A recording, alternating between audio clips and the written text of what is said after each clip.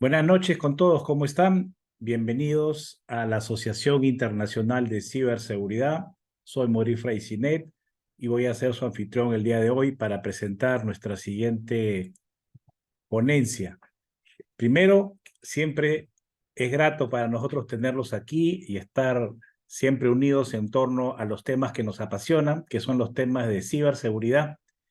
Y como estamos ahora trabajando en la región iberoamericana, qué mejor que tener a nuestro amigo y conocido ya Carlos Hernández, es especialista en cooperación internacional para la ciberseguridad y combate del cibercrimen de México, que nos va a hablar de un tema importantísimo para todos nosotros, de la importancia de cómo construir una ciberseguridad sólida en toda la región, en Iberoamérica. Permítame ahora presentar la descripción bibliográfica de Carlos. Él es especialista en cooperación internacional, en ciberdelincuencia, en cibercrimen, tiene más de 15 años de experiencia internacional en las áreas de promoción de la ciberseguridad y el combate de la ciberdelincuencia. Tiene una maestría en Law Enforcement Security and Intelligence de la Universidad de Brookings en el Reino Unido, y estudiante de Chevin, y una licenciatura en Derecho por la Universidad Nacional Autónoma de México. Trabajó para el gobierno británico en el Foreign Commonwealth and Development Office, que es el Ministerio de Relaciones Exteriores, y el Cabinet Office en el año 2020-2022. Durante este periodo, Carlos lideró el programa de anticorrupción y Estado de Derecho para México y el programa de Cyber Enable para Latinoamérica. Actualmente, Carlos es profesor de Inteligencia y Seguridad en la Universidad de Anáhuac.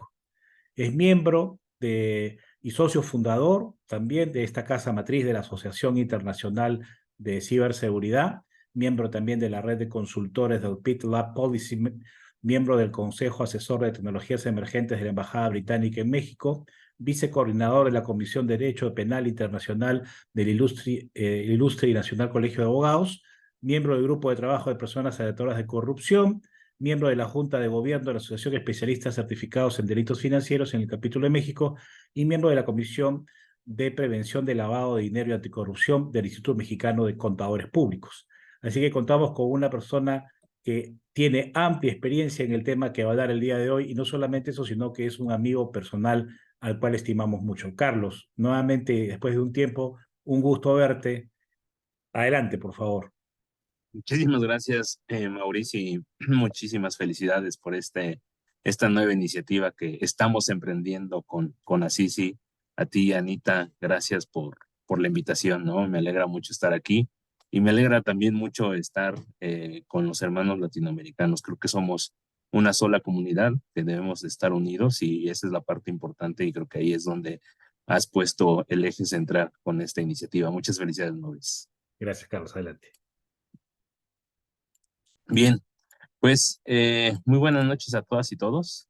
La verdad es que cuando Maurice me invitó a dar lo que es la segunda ponencia de esta iniciativa de Assisi, de esta asociación que lo que queremos es impulsarlo a lo largo y ancho de Iberoamérica, platicar con Anita sobre qué podríamos hablar, ¿no? Y creo que no es menor, porque ahorita vamos a ver un reporte que salió del Banco Mundial, pero no es menor la iniciativa que estamos tratando de impulsar. Al momento de hablar sobre la importancia de construir ciberseguridad en Iberoamérica. La verdad es que es importante hablar de ciberseguridad porque la seguridad en su amplio concepto pues está cambiando, eh, pero no se están solucionando lo que generalmente eh, pues conocíamos como las amenazas más convencionales, ¿no? Eh, si vamos un poquito a la historia, pues principalmente los enfrentamientos o aquellas amenazas que ponían en jaque a la seguridad internacional están mucho más relacionadas con la parte de lograr un poder económico, de poder lograr un poder militar, ¿no? A lo largo y ancho del globo terráqueo. Así lo muestra la Primera Guerra Mundial, ¿no? La Segunda Guerra Mundial. Después viene una etapa de Guerra Fría, donde incluso en materia tecnológica se evolucionó muchísimo esa capacidad de poder desarrollar herramientas por parte de los dos bloques a efectos de poder prevenir un enfrentamiento fue clave, para que efectivamente no se diera. Por ahí hubo algunas amenazas y algunos momentos importantes durante esta época de la Guerra Fría que parecía que íbamos a, a colapsar en este sentido, ¿no? La crisis de los misiles de Cuba. Y ahí empieza algo muy importante, porque además la crisis de los misiles de Cuba representaba, ya obviamente con la Segunda Guerra Mundial, el desarrollo y la capacidad tecnológica que los países estaban generando, ¿no? Que ciertos países que tenían ciertas capacidades se estaban equipando a efecto de prevenir en algún momento confrontarse en un ataque que incluso desde esos tiempos hablamos podría deshacer la humanidad, podría deshacer el mundo. No obstante, fue un tema importante al momento de las Torres Gemelas. Ustedes recordarán el ataque a las Torres Gemelas, en donde además eso representa que las amenazas propiamente de la seguridad internacional ya no solamente eran de un tipo de Estado, ¿no? De un tipo militar. Ya teníamos la presencia de unos actores que le hemos llamado actores no estatales, llámese el grupo de grupos de la delincuencia organizada, llámese grupos terroristas, que también estaban poniendo de manera controvertida la seguridad internacional en nuestras regiones. Para América Latina, de manera generalizada, los grupos de la delincuencia organizada desafortunadamente no son o algo nuevo, ¿no? A lo largo en nuestra historia reciente han tenido una capacidad de crecimiento importante, porque además en esta época venía acompañada de un tema muy importante que no tendríamos que dejar de lado, ¿no? Y es esa parte económica, del desarrollo económico que venía acompañado con la globalización y en donde el intercambio de bienes y servicios, si bien aceleraba con una lógica de crecimiento económico, con una lógica incluso de desarrollo económico, pues esos espacios y esas oportunidades también estaban siendo aprovechadas por estos grupos, ¿no? Tan es así que parte de lo que se explica en los análisis que se han hecho a lo largo de la historia para el ataque de las Torres Gemelas es esa facilidad de intercambio de personas, ¿no? Que vulneró la seguridad, en este caso, de Estados Unidos, pero también los diferentes enfoques que desafortunadamente los servicios de inteligencia luego se ven sesgados, ¿no? En el caso de Estados Unidos, esa confianza, esa sobreconfianza de que nunca iban a ser atacados de esta magnitud, no en su territorio. Habían habido estos ataques muy similares en algunas embajadas de gran escala de Estados Unidos, pero en su territorio era impensable. Y el crecimiento del crimen organizado a lo largo de Latinoamérica, particularmente de la parte también de África, de manera muy importante, porque además son espacios en donde la producción se da o es una ventaja para estos grupos. Y así podemos ir viendo cómo poco a poco diferentes fenómenos, uno que a mí me gusta puntualizar mucho porque también es un tema en donde he trabajado de manera particular, pues la corrupción, ¿no? Como un ente además transversal, pero transnacional al mismo tiempo, ¿no? Estos fenómenos que son de manera importante son transnacionales. Pues bueno, estas amenazas no es que se hayan acabado, ¿no? Recientemente tenemos los enfrentamientos no solamente de Rusia y Ucrania, sino de Israel con el grupo terrorista Hamas.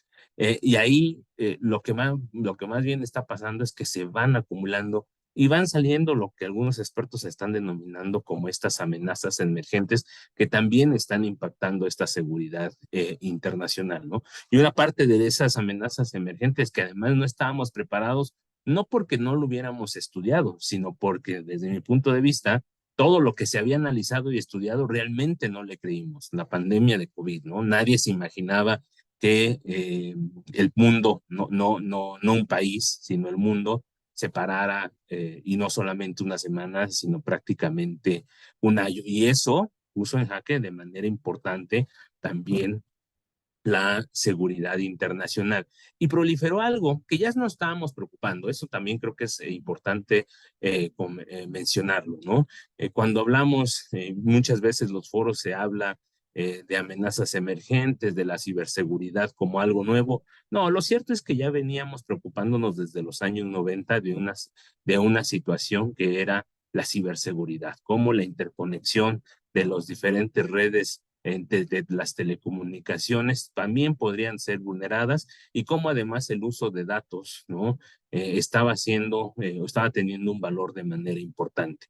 Lo cierto es que la pandemia lo que sí hace es acelerar de manera relevante la digitalización y el desarrollo tecnológico. Los expertos dicen que lo que hubiéramos visto en 10 años lo vimos en 2, ¿no? Y ejemplo de ello fue hoy que nos parece más normal este tipo de presentaciones a través de las plataformas Zoom, pero que en ese entonces, previo a la pandemia, yo recuerdo que un webinar de esta naturaleza era, si acaso, en algunas universidades se daban de aquellos países con mayor desarrollo, con mayor capacidad tecnológica, con mayor capacidad financiera para adquirir este tipo de servicios y eran, la verdad, esporádicos. Si yo no mal recuerdo, lo hacíamos o se hacía 2 veces al año ahí en una universidad que yo tenía particular seguimiento. Y en la pandemia, en poco menos de un mes, teníamos reuniones de trabajo y al mismo tiempo diversas actividades de capacitación en este sentido. Eso es lo que hace particularmente la pandemia y va generando este desarrollo tecnológico rápido para ser resilientes al momento de enfrentar una situación de esta naturaleza.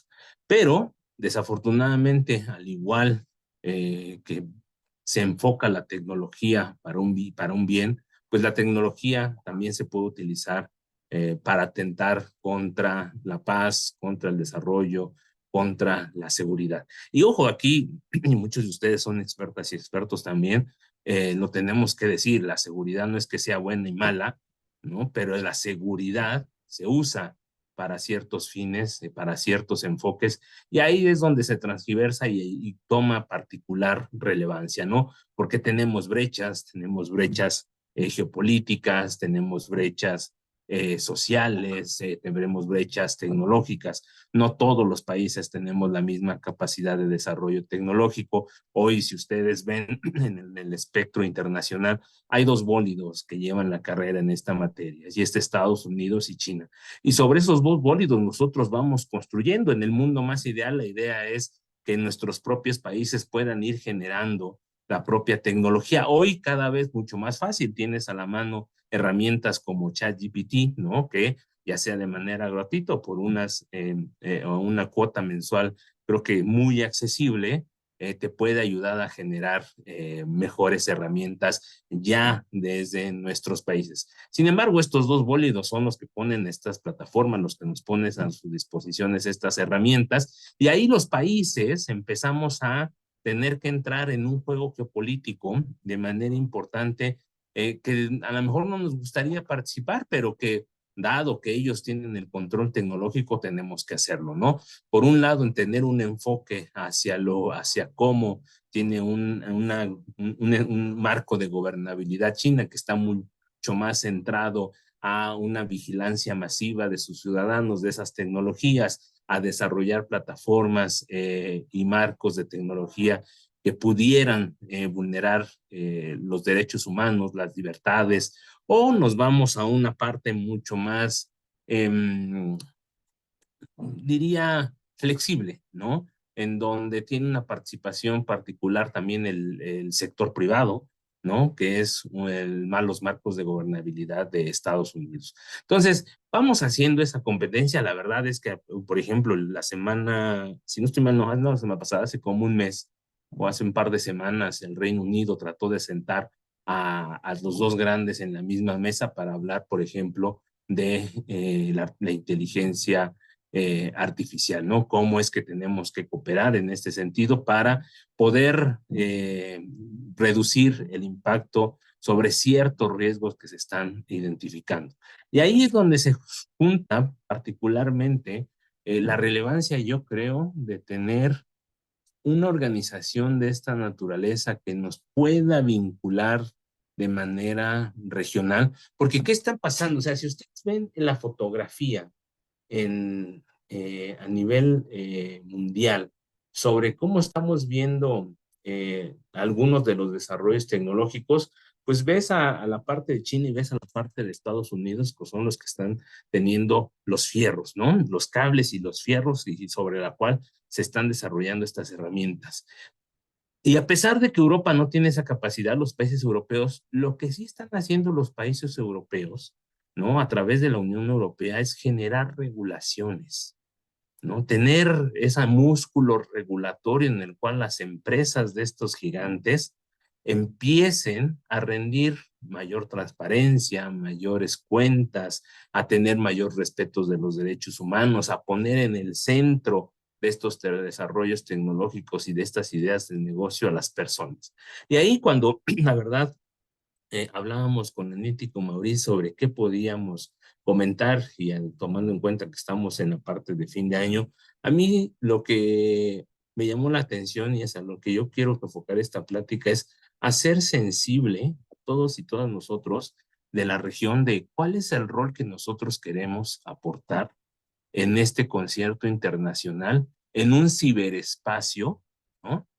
En donde la región iberoamericana tiene algo que decir, porque lo que sí nos está pasando es que estamos recibiendo los ataques, estamos teniendo a las víctimas en nuestros países y no estamos teniendo la capacidad de respuesta ideal. México, por ejemplo, tuvo una amenaza por Guacamaya, por esta organización Guacamayas, en donde la Secretaría de la Defensa Nacional se le sustrajo una gran cantidad de información. Los hackers estuvieron dentro por algunos días sin que la Secretaría de la Defensa Nacional se pudiera dar cuenta. Los que no son mexicanos dirán, bueno, una institución más, una institución menos. Pero para el caso mexicano es especial relevancia, porque cuando también vemos los ataques y cuando estudiamos los riesgos de estas tecnologías, tenemos que ver cuáles son las diferentes variables al cual rodea estos ejercicios, ¿no? Y en el caso mexicano, solo por darle un ejemplo y el impacto que esto recae, es que el actual, la actual administración del presidente Andrés Manuel López Obrador ha realmente recargado responsabilidades importantes en la Secretaría de la Defensa Nacional, ya no solo para efectos de seguridad. Hoy tienes que están administrando aduanas, están construyendo los grandes proyectos, algo que se llama aquí en México el Tren Maya, que va a conectar una parte del sur importante y que nunca se había observado, digamos, de esa manera. Tienen aerolíneas, van a tener próximamente aerolíneas, administran aeropuertos, o sea, estamos en un momento de militarismo y militarización en México que ya no solamente se circunscribe a la parte de seguridad, ¿no? Y que además es, si no estoy ahorita, no recuerdo cómo está la propuesta de presupuesto para el próximo año, pero en los últimos años con el caso, con esta administración, y con los otros también, porque había que invertirle a los militares, se les pidió el apoyo desde hace 3 sexenios para luchar contra la delincuencia organizada. Pero ante esos escenarios en donde hoy esta administración ha expandido los brazos de esta dependencia, ¿no? Es la dependencia por excelencia de esta administración, ¿no? Ya no la Secretaría de Gobierno, que es el Ministerio de Interior, que era la Secretaría, era el ministerio en todas las administraciones. Hoy es la Secretaría de la Defensa Nacional, la que está a cargo de todos estos sectores, la que tiene el mayor presupuesto de la administración pública, es vulnerada de manera sencilla por un ataque cibernético, por la falta de sensibilidad tal vez de sus líderes de la importancia de la ciberseguridad. ¿Cómo eso puede ser posible? ¿Cómo puede ser posible los ataques que tuvimos también este año en Costa Rica? Más de 20 instituciones tuvieron que regresar al papel. Colombia hace un par de meses. Entonces, Estamos nosotros poniendo a las víctimas tecnológicas, estamos reaccionando de manera individual. México, la verdad es que no tenemos hoy un muy buen augurio, al menos en esta administración. Parece que hay un desinterés de manera generalizada por estos temas, pero Costa Rica, por ejemplo, sacó su nueva estrategia de ciberseguridad hace también un par de semanas o hace una semana, ¿no? Estamos haciendo esfuerzos en lo individual. Y ahí es donde creo que tendremos que tener, desde mi lógica en esta de la cooperación internacional, una unión mayor entre una comunidad, ¿no? Una comunidad en donde prácticamente hablamos el mismo idioma, exceptuando a lo mejor nuestros grandes vecinos de Brasil, que eso tampoco impide que nos entendamos, es muy similar, ¿no? Ahí podemos conversar, aunque ni ustedes, bueno, ni nosotros, ni ellos tengan los estudios en el portugués o en el español. Cosa que, por ejemplo, los retos que siempre tiene la Unión Europea, pero que se están fortaleciendo, ¿no? Que se están fortaleciendo como ese brazo regulador, ¿no? Que además comparte esas experiencias, todo el mundo estamos volteando sobre las regulaciones que hoy se están discutiendo y que se aprobaron en tema de datos, en temas de inteligencia artificial, ¿no? Y cómo vamos a ir adaptando. Bueno, ¿cuál va a ser la lógica en este sentido de la región latinoamericana, ¿no? Y de una región ante escenarios que estamos viendo son escenarios catastróficos. Maurice me hizo una presentación la semana pasada sobre ransomware, porque empezamos con este fenómeno por la importancia que está teniendo a nivel internacional, ¿no? Ejemplo de ello, Interpol en su último informe sobre las tendencias globales del crimen puso por primera vez el tema de los ciberdelitos y al centro un elemento muy importante, la digitalización. O sea, cómo estamos desarrollándonos nosotros desde el punto de vista de digitalización, poniendo o no poniendo el ojo en la parte de ciberseguridad, ¿no? Y ahí Interpol no tiene el mejor escenario. O sea, hoy es alta, ¿no? Hoy los miembros lo consideran el ransomware como una amenaza alta y además se prevé una intensificación en los próximos 3 a 5 años. O sea, eso es importante. El Fondo Económico Mundial, igual, un escenario catastrófico, ¿no? Y la semana pasada también tuvieron su reunión en materia de ciberseguridad. En el reporte que sacaron de este año, a principios de este año, algo similar nos dibujaba. Prácticamente todos los líderes empresariales, todos los expertos en ciberseguridad, nos hablan de que en los próximos 2 años vayamos a tener un evento cibernético catastrófico de gran alcance. Tuvimos una pandemia. ¿Qué se imaginan que puede ser un evento catastrófico de gran alcance cibernético?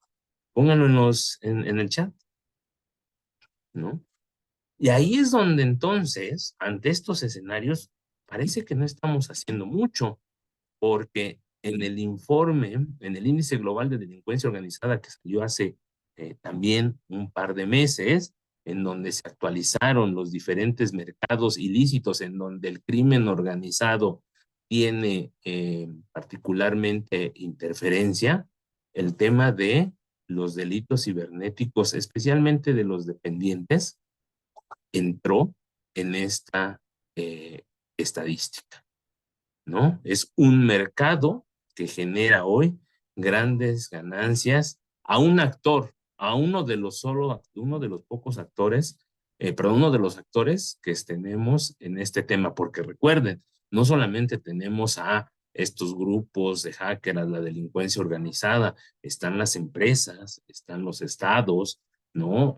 Con el enfrentamiento entre Rusia y Ucrania, pues vimos lo que ya se preveía en algunos años anteriores, que eran las guerras híbridas, ¿no? Hoy muchos de los enfrentamientos entre los grandes estados están iniciando a través de enfrentamientos en el ciberespacio. Y esos enfrentamientos en donde los ataques, si bien tratan de ser dirigidos a las empresas, principalmente a la infraestructura crítica de los estados con los que se están enfrentando, eso no quita que si un estado tercero estamos en medio de esa ráfaga, nos toque. Algo de esa naturaleza colapsó a Costa Rica. Costa Rica, que además después nos estaba invitando a redefinir el tema de la guerra, porque su presidente le declara la guerra a este grupo criminal. Pero como ustedes saben, Costa Rica no tiene una milicia, no tiene militares. ¿Cómo un país que es de los pocos que no tiene militares puede declarar una guerra ante un ataque que fue evidente y que colapsó de manera relevante? O sea, todo lo que vamos analizando en los últimos 3 años, todo lo que hemos estado analizando en materia de seguridad internacional en los últimos 3, 4 años, hemos empezado a repensar cómo poder colaborar, establecer marcos de colaboración. Hoy hay una convención, hay un draft de convención en Naciones Unidas en materia de ciberdelitos que lleva desde la pandemia, que ya son 3 años, ya vamos para el cuarto, negociándose. O sea, vean cómo los marcos institucionales y legales obviamente van a ir siempre muy lento respecto a los fenómenos. Y es ahí donde yo creo que estas asociaciones tienen una especial relevancia, porque además, como lo hemos estado viendo y como ha estado evolucionando, el tema de ciberseguridad, a diferencia de la seguridad pública, de la seguridad nacional, como estábamos acostumbrados, ¿qué creen? Esta vez no depende del Estado propiamente, es más bien del sector privado. O sea, hoy ellos tienen el control o tenemos el control de la ciberseguridad. Hay algunos casos incluso que además también han sido cuestionados, ¿eh? Hay unos casos en donde se ha atacado a empresas que forman parte de la infraestructura crítica de un país y que para atender el ataque han decidido prácticamente bajar el switch. Esa decisión que va a tener un impacto colectivo en la sociedad, en un territorio, imagínense en la mitad de Costa Rica, la mitad de México, un estado de México, la parte en Medellín, Colombia.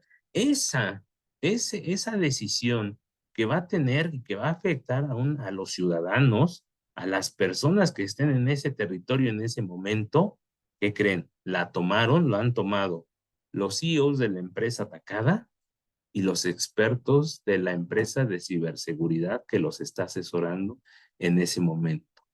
Y no, y en muchas ocasiones no ha intervenido el Estado. Que no, el Estado que por excelencia tiene control sobre ciertas decisiones que además le va a afectar a su población. Y ahí es relevante ver cuál es la posición del sector privado, pero también la colaboración de ese sector privado con un gobierno, con un sector público que, ojo, tal vez no estén interesados, tal vez no lo entienden.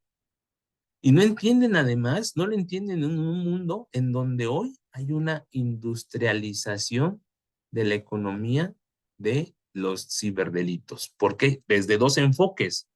Uno, en donde se desarrolla, se desarrolla tecnología para enfrentar esa tecnología encargada de la ciberseguridad. O sea, hay centros, hay empresas que desarrollan los malwares, que analizan los métodos de ciberseguridad de diferentes compañías y que su labor es desarrollar cómo crear las brechas para ingresar a las instituciones, a las dependencias. Esto lo venden o lo rentan, pero ellos ellos no están lanzando el ciberataque, ellos no están negociando el rescate de la información. Ellos no están incluso lavando el dinero lavando el dinero de lo que se les depositó por ese rescate. Ellos son empresas de tecnología que están desarrollando tecnología hacia un enfoque tal vez no el mejor, pero ¿cómo los detectamos a nivel mundial y a nivel internacional? Y claro, el problema es que a esas empresas sí les sale muy redituable, porque además sus clientes, grupos de crimen organizado, grupos terroristas, empresas que tienen un objetivo en particular para temas de ciberespionaje, países, gobiernos que quieren contratar esos servicios, no tienen un problema económico. Que sí lo tienen las empresas y las personas. Hace no mucho hablaba con un muy buen amigo que es el CEO de una empresa de ciberseguridad en México, y me decía, lo voy a vender. Lo voy a vender porque además ya no es redituable. Y ojo, ahí tenemos que ver cómo nos unimos.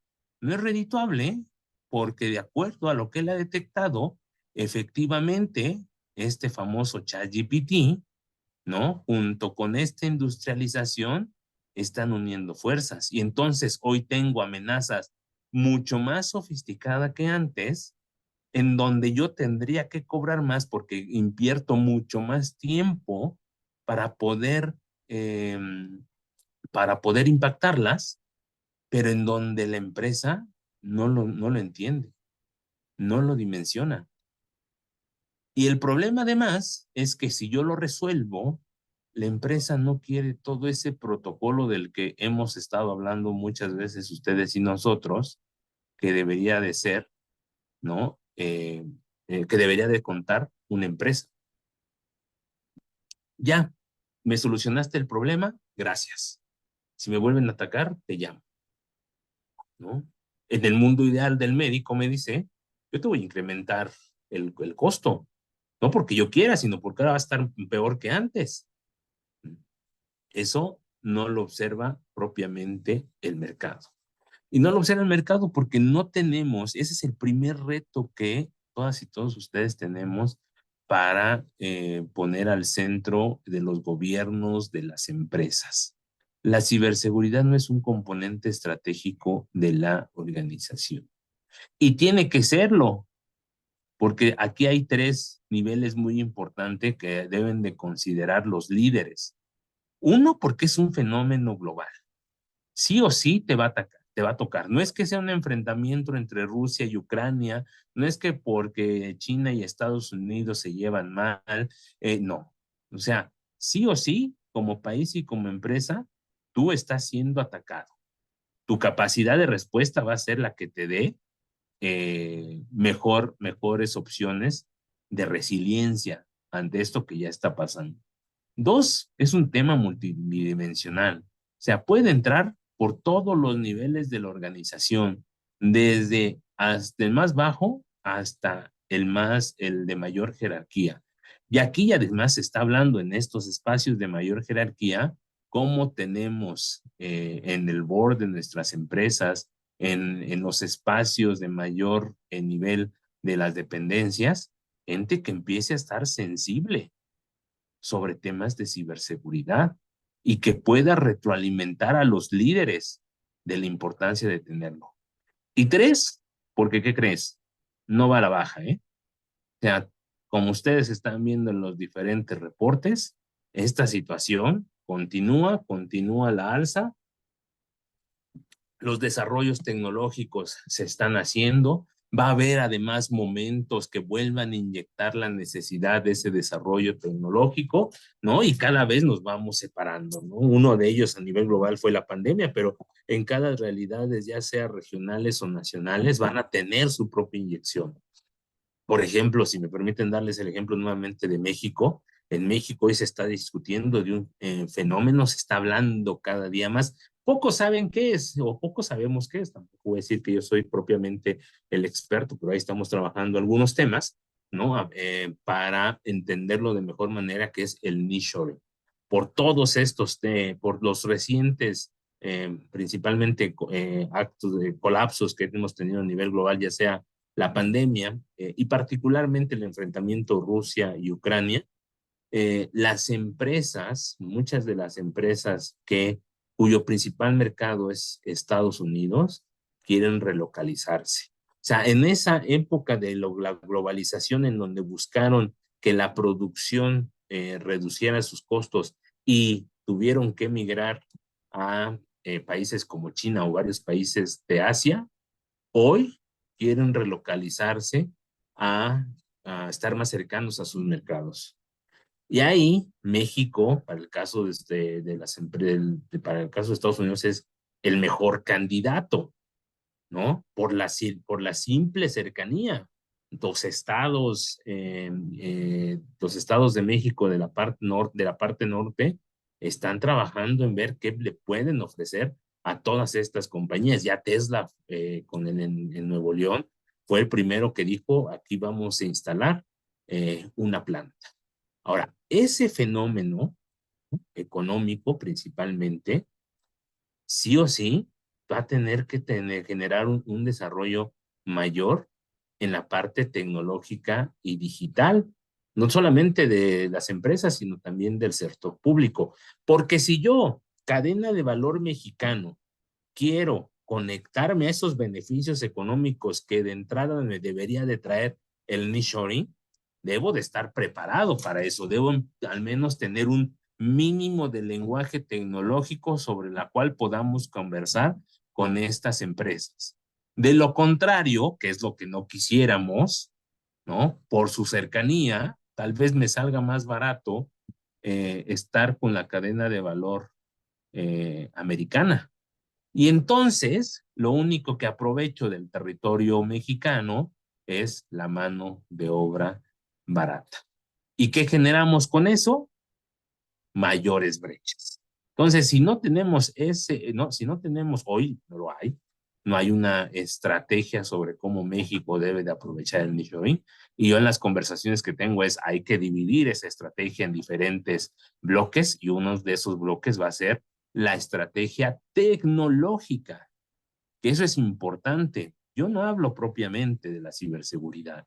En la estrategia tecnológica vendrá un rubro de la ciberseguridad, porque hoy además, también eso es de manera relevante, los países ya deben de dejar de pensar solamente en la ciberseguridad como una sola estrategia.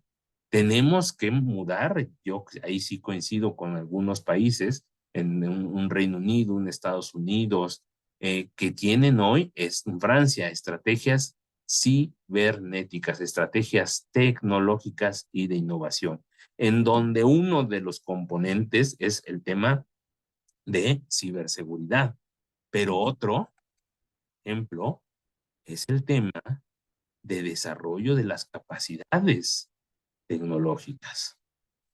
Y es aquí donde nuevamente eh, las organizaciones del sector privado, de la sociedad civil, pueden apoyar muchísimo. El Banco Mundial, esta semana, si no estoy mal, sacó un reporte sobre las brechas de habilidades en ciberseguridad en los países de desarrollo.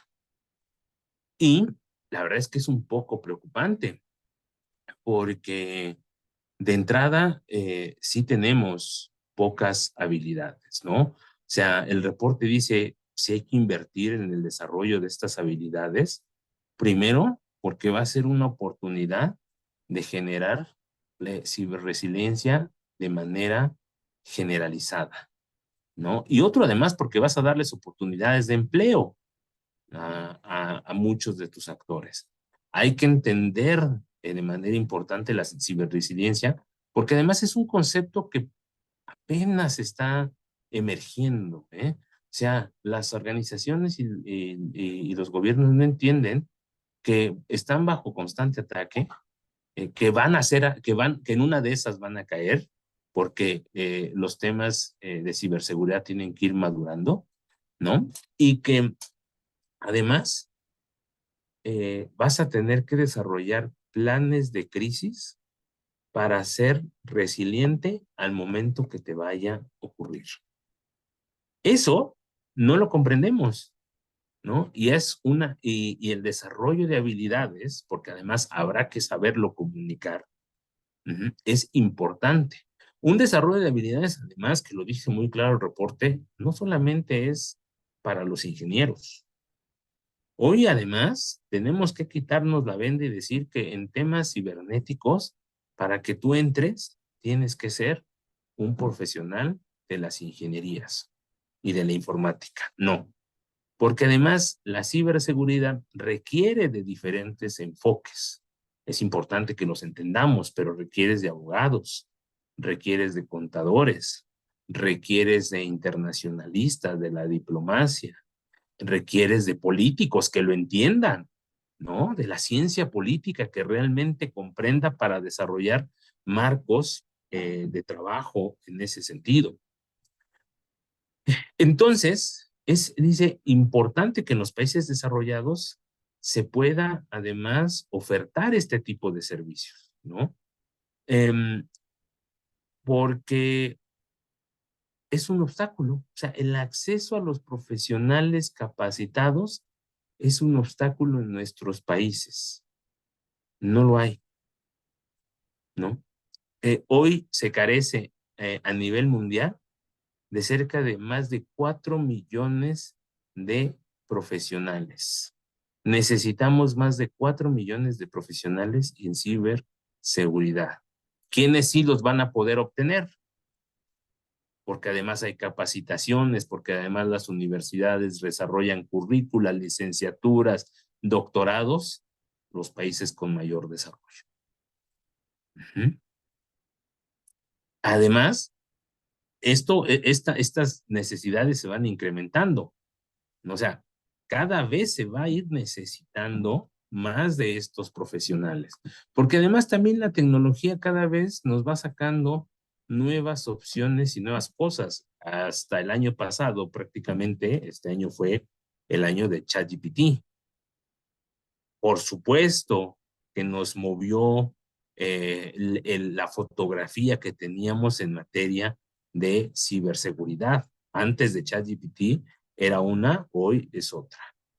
Tenemos que hacer este desarrollo, además de habilidades, con un enfoque de género, ¿no? Y un enfoque de género en donde no solamente hablemos de género en el sentido de la mujer, en la organización en donde colaboro con algunos aspectos, es PIT Lab Policy, es un think tank que desarrolla estudios, principalmente en México, pero también lo he hecho en Latinoamérica. Sacaron un estudio de cómo la inteligencia artificial iba a impactar a los grupos indígenas.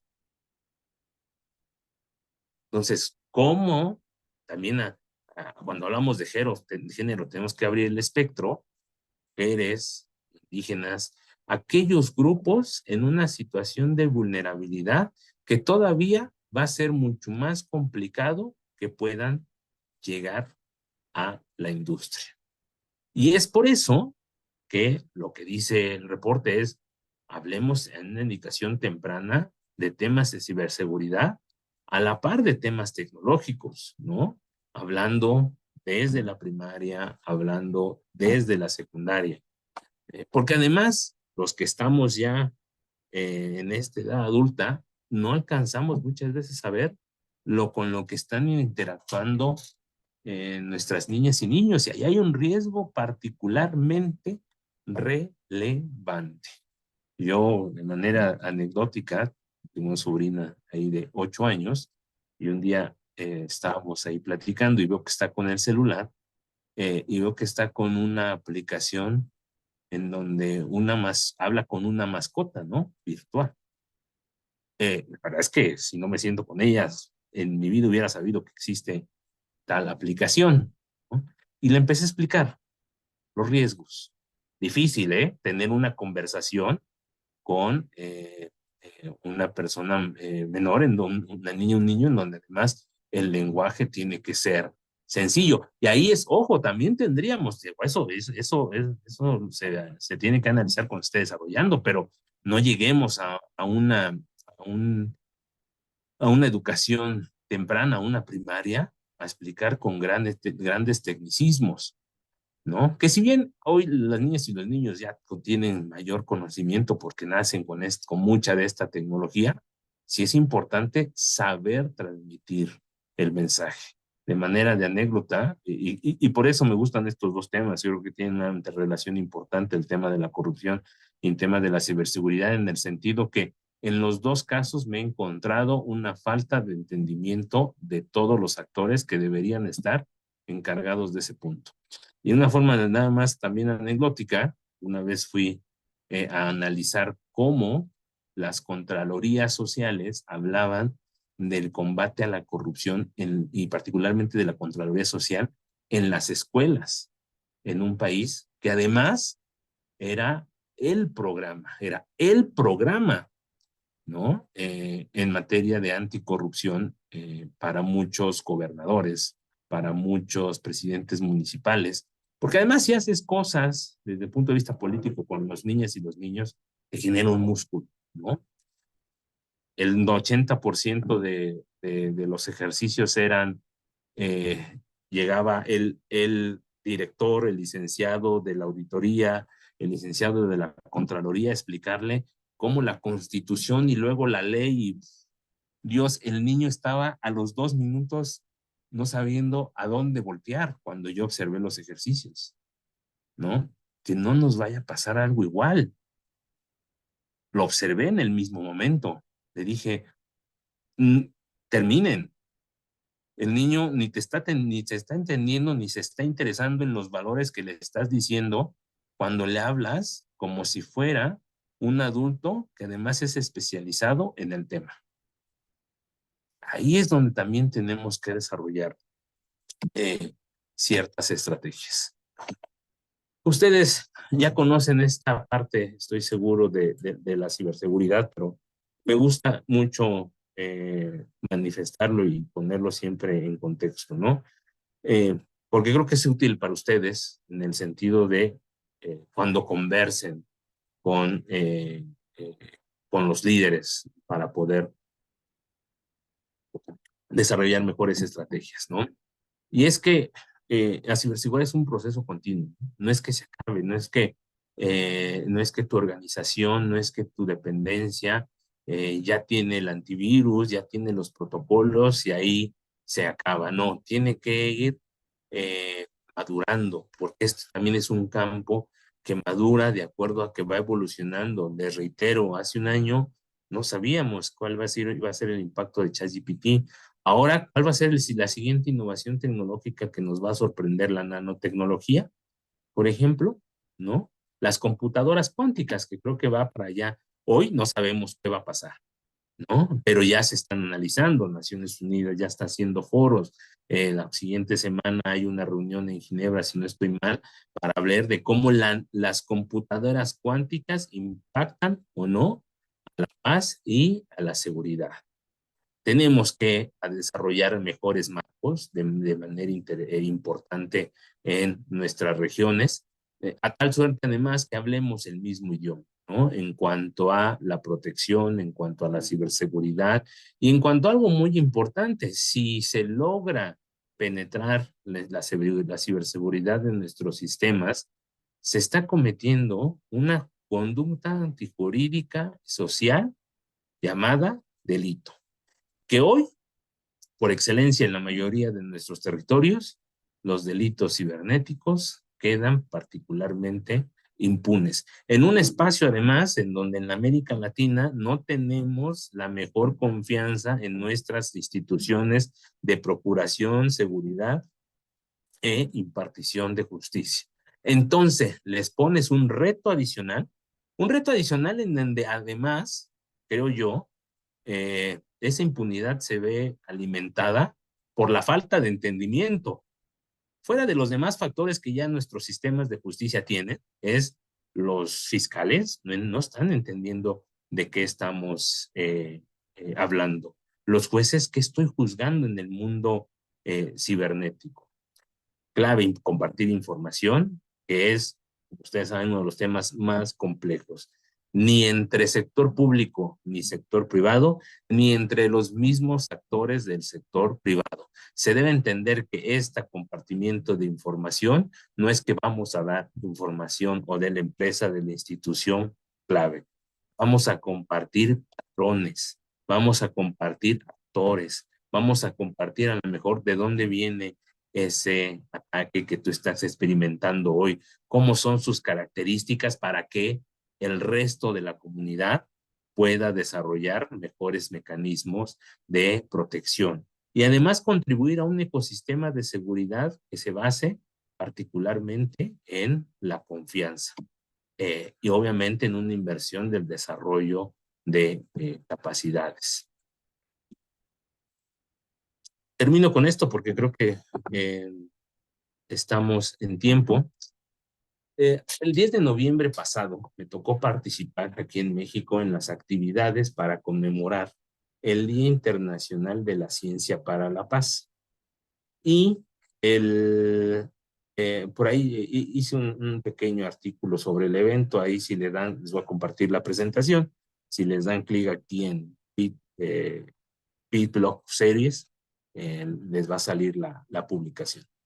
Pero me llamó particularmente que el hashtag o lo que se va a promocionar a lo largo de este año es construyamos confianza en la ciencia. O sea, tenemos hoy esta falta de enfoque de ciberseguridad, y hablando de ciberseguridad, perdón, de ciencia y tecnología. O sea, hoy estamos desconfiando de la ciencia y tiene toda la lógica, porque al mismo tiempo que, por ejemplo, las redes neuronales hoy nos pueden ayudar a conectar un brazo mecánico y que nuestro cerebro lo pueda mover, ¿no? También puede desarrollar armas importantes.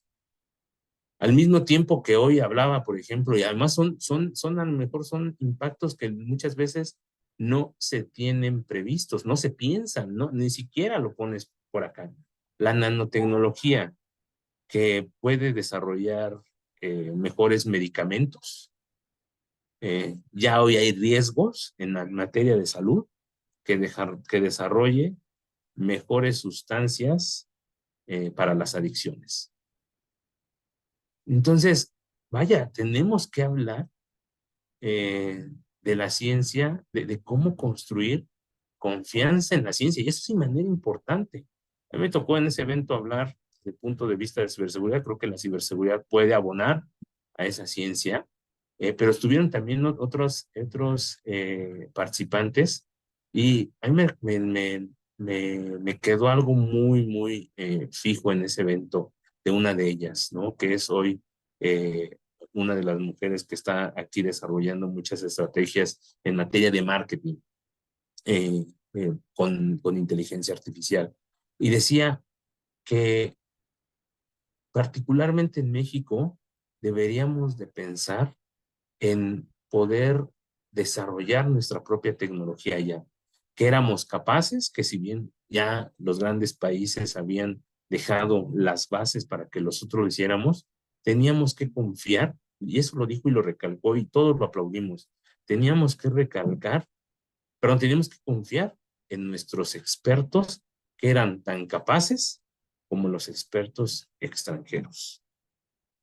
Y eso creo que es relevante para nuestros países. Tenemos que desarrollar esos expertos y confiar en ellos para que también no se vayan o no tengamos esas fugas de cerebros. Y expertos además que tengan una sensibilidad en el desarrollo, en la paz, en la seguridad, ¿no? Porque además, de manera relevante, estas tecnologías o la ciencia, desafortunadamente, siempre está muy cercano a los entes militares. Y entonces, lo que se puede descubrir para fines benéficos, también se puede utilizar para fines mucho más complejos que atentan contra la paz. Creo que hay tres grandes cosas que tenemos que hacer y establecer en nuestros marcos legales nacionales para contribuir a esta construcción de la confianza en la ciencia y en la tecnología. Primero, que nuestra tecnología tiene que estar desarrollada con marcos éticos. Y esos marcos éticos muy importantes, si bien hay marcos éticos que podríamos llamarlos globales, también hay marcos éticos que tenemos que observar en nuestros territorios. Hablamos el mismo idioma, ¿no? Nos entendemos de manera perfecta, pero también tenemos ciertas idiosincrasias, ¿no? Que tenemos que atender en el desarrollo de nuestras tecnologías. Hay que regular sin duda, hay que hacer marcos legales y de gobernanza pro innovación, no contra la innovación, no limitando esa innovación, porque si no, en las brechas tecnológicas, nuestros países serán los mayores impactados. Y hay que, al momento de desarrollar, identificar, ¿no? Con un enfoque basado en riesgos de lo que estamos desarrollando, para qué otras cosas pueden ser utilizadas a efecto de poder mitigar una situación de esa naturaleza. Yo aquí la dejo. Con esto termino. Lo que quería era eh, compartirles esa visión de la importancia de una organización eh, iberoamericana en donde todos nos juntemos, compartamos información y construyamos y posicionemos a nuestra región, ¿no? En esas competencias tecnológicas. Ya sabemos, China y Estados Unidos no los alcanzaremos muy pronto, pero si Europa está desarrollando marcos legales, ¿qué podemos desarrollar nosotros para contribuir a un espacio, a un ciberespacio más transparente y con mayor gobernabilidad? Muchísimas gracias.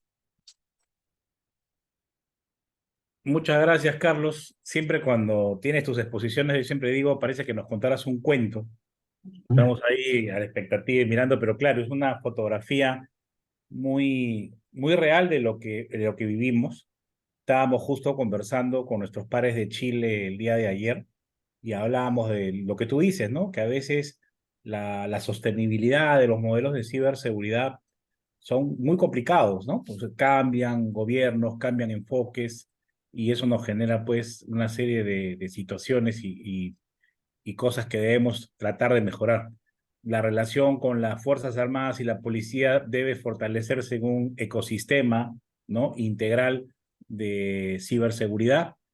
Y lo más importante, si no compartimos, estamos arruinados. Los delincuentes comparten código, comparten estrategia, comparten información de lo que encuentran. Y si nosotros, que estamos del lado de los defenders, no hacemos lo mismo, definitivamente no vamos a poder trabajar. No sé si tenemos alguna pregunta para Carlos, por favor, la pueden Sí, poner es, en chat, coincido. ¿sí? Permíteme un ratito dejar compartir, Carlos, Ah, sí. para mostrar algo acá. Bueno, les pasé, mientras estaba hablando Carlos, la revista Segurilatán. Quiero mostrarles, esta es la página web segurilatán.com. Quiero agradecer a Javier Borredu, que es el director de la revista Segurilatán. Este número de la revista hemos salido en carátula, la publicidad de la asociación. Esta revista se edita en España y sale también a toda Latinoamérica.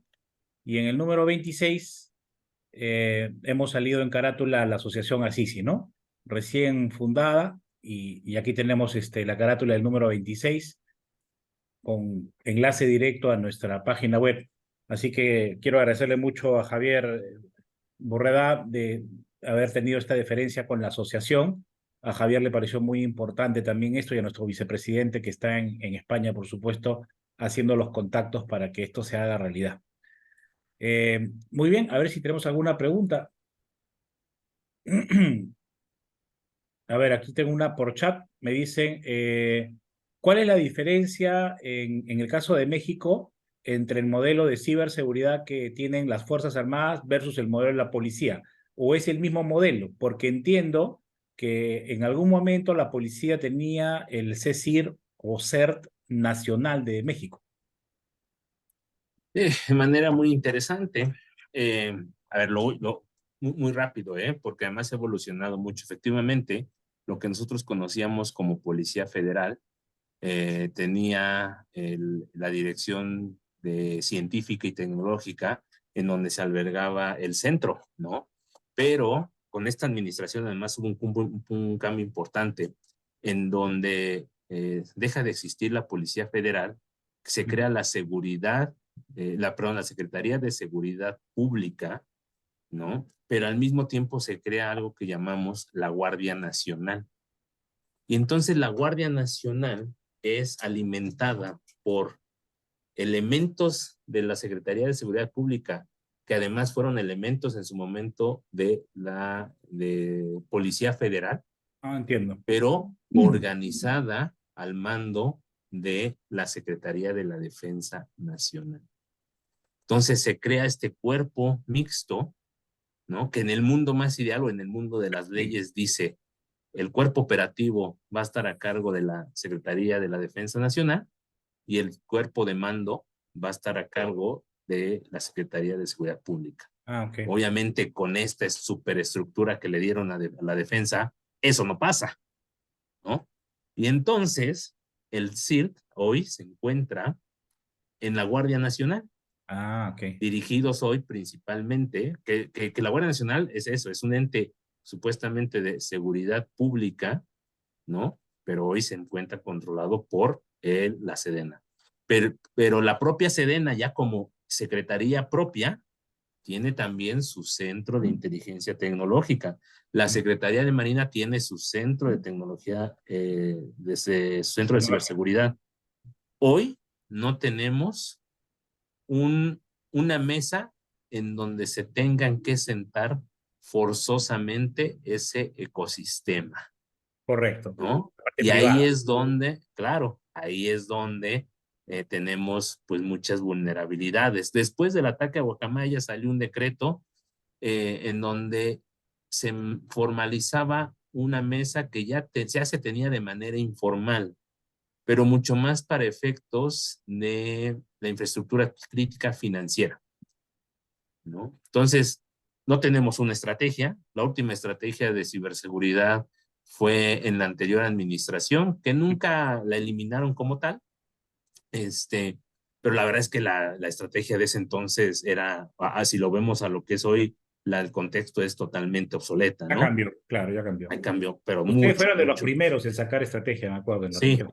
Sí. pero hoy es totalmente obsoleta y entonces tienes algunos manuales que una secretaría, por ejemplo, de telecomunicaciones saca para la Administración Pública Federal, muchos esfuerzos de la misma Guardia Nacional hacen eventos, generan algunas campañas, ¿no? Etcétera, pero son estas acciones aisladas y prácticamente yo diría poco coordinadas lo que hoy tenemos Perfecto. en México. Listo, Carlos. Bueno, el tiempo ya nos venció. Ha sido un gusto tenerte. Decirle a nuestros amigos socios y a los que no son, que sean socios, los esperamos. Tenemos la próxima semana o en 2 semanas, no recuerdo bien ahorita, ya se está trabajando con el grupo de Ecuador.